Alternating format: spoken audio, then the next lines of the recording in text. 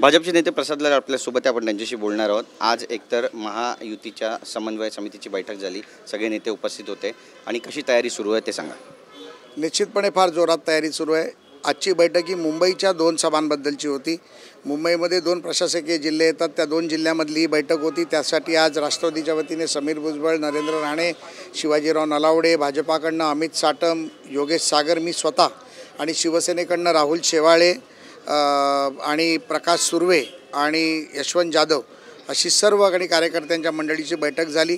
मुंबईमधला मेळावा जो आहे तो वाय.बी. चव्हाण सेंटरला 14 तारखेला संध्याकाळी 5 वाजता आयोजित केला गेला आहे आणि उपनगरातला मेळावा रंगशारदा भवन बँड्रे या इथे संध्याकाळी 6 वाजता आयोजित केला गेला आहे।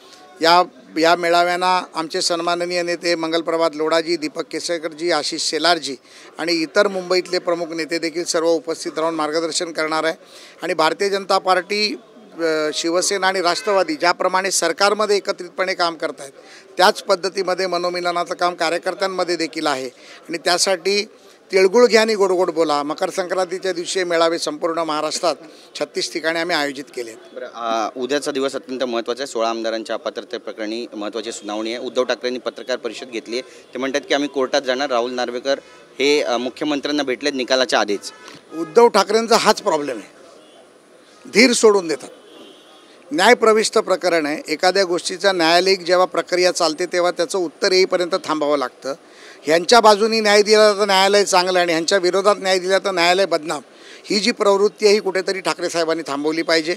मला वाटतं की न्यायिक पद्धतीचा निर्णय जो आहे ज्याला सुप्रीम कोर्ट मॉनिटर करत आहे त्याच्यासाठी थोडा उद्या संध्याकाळी 6 वाजेपर्यंत 5 वाजेपर्यंतचा धीर त्यांनी धरायला हवा आणि जो निर्णय येईल त्याचं स्वागत प्रत्येकाने करायला हवं। आणि जर मनाचं त्याच्यानंतर देखील समाधान नाही झालं तर हायकोर्ट, सुप्रीम कोर्ट हे पर्याय आहेतच। पण ते असं पण म्हणतायत की राहुल नार्वेकर यांनी सुप्रीम कोर्टाच्या आदेशाप्रमाणेच निकाल द्यायला हवा, वेडावाकडा निकाल द्यायला नको, अन्यथा आम्ही कोर्टात जाऊ। मला वाटतं की राहुल नार्वेकर एक संविधानाच्या महत्त्वाच्या पदावर बसलेत, विधानसभेचे अध्यक्ष आहेत, त्याचप्रमाणे ते स्वतः वकील देखील आहेत, त्यांना न्यायालयाचा अभ्यास जास्त आहे। कदाचित उद्धव ठाकरेंना तो नसावा, परंतु सुप्रीम कोर्टाच्या लाईनवरच राहुल नार्वेकर निर्णय देतील, कारण त्याला मॉनिटरच सुप्रीम कोर्ट करतं आहे। त्यामुळे न्यायालयाचा मान ठेवूनच हा निर्णय दिला जाईल याची मला खात्री आहे। बोलल्याबद्दल कॅमेरा पर्सन योगेश गुरवसह गिरीश गायकवाड, TV9 मराठी, मुंबई।